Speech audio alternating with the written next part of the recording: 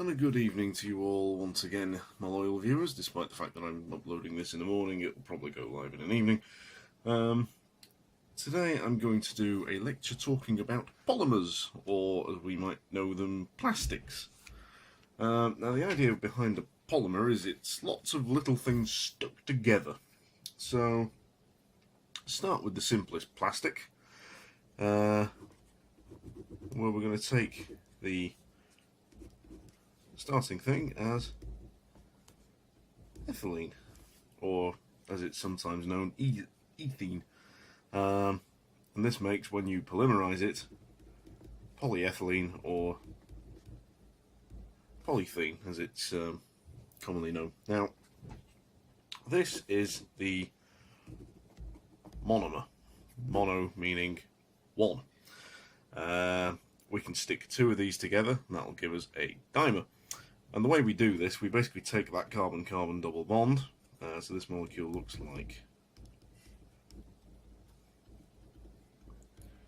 that. And basically what we do is we break the double bond and then stick one of these like that. So we get n number of carbon atoms in the chain. So for instance, if we've got 1, 2, 3, 4 carbons, that would be a dimer, because there's 2 of them. Similarly, 1, 2, 3, 4, 5 bonds, which would give us 1, 2, 3, 4, 5, 6. That would give us a trimer, because there's 3 of monomer. And a polymer is basically, if you use the organic way of drawing things, just a basically really, oh, my pen's dying. Why is my pen dying? Long squiggly line of carbon atoms, basically. Now, if you're familiar with hydrocarbons from GCSE level, if you look about 8 carbons, that's petrol. If you look about 16 carbons, that's diesel fuel. These things can have up to like 100,000 carbon atoms in the chain, which is really quite a big molecule, and that's what causes these things to be solid. Now, there's hundreds of different kinds of polymer, literally hundreds, various different variations. You can characterize them in numerous ways, but this is the essence of it. You basically start with something small, and then you stick loads of them together to give you the long chain, which ultimately gives you your plastic. Now, there's 2 kinds of plastic, as they're commonly known, which are thermoplastic, which basically means you can heat it up and it will melt, and then you can cool it back down again and turn it into something new. So basically, for like injection molding and what have you, it basically means you can recycle the plastic quite easily. Then the other one you have is the thermosetting plastic, which basically doesn't form long chains like this. It'll start off as a monomer, but what will happen when you react it is it'll form kind of like a 3D network. Maybe not quite in that fashion, but you get the idea. You can have some variation in it, like so.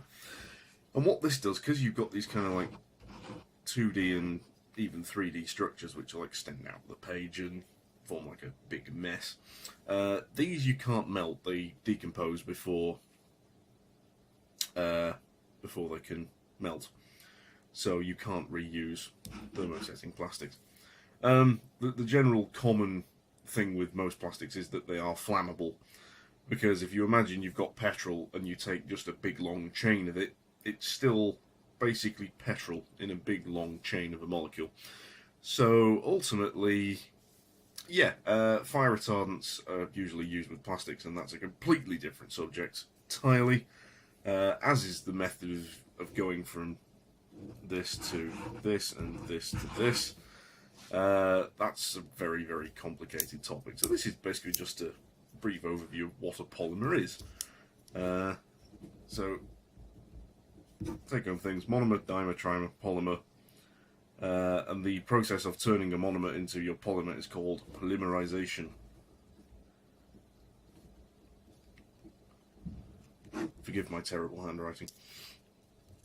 And that's the essence of it, really. It's a very, very simple thing, and I'll hopefully do some more topics on related things in the near future. Thanks for watching. Hope you've enjoyed this video. Please like the channel, subscribe, tell your friends, and generally do more to promote science. Hopefully going to do, and I'll try and do some practical demonstrations in the near future, including the scientific way to brew a cup of tea. Because one of my colleagues insists on brewing it with milk first, which is frankly wrong. Anyway, good night. It's about time that I went to bed, so see you all soon.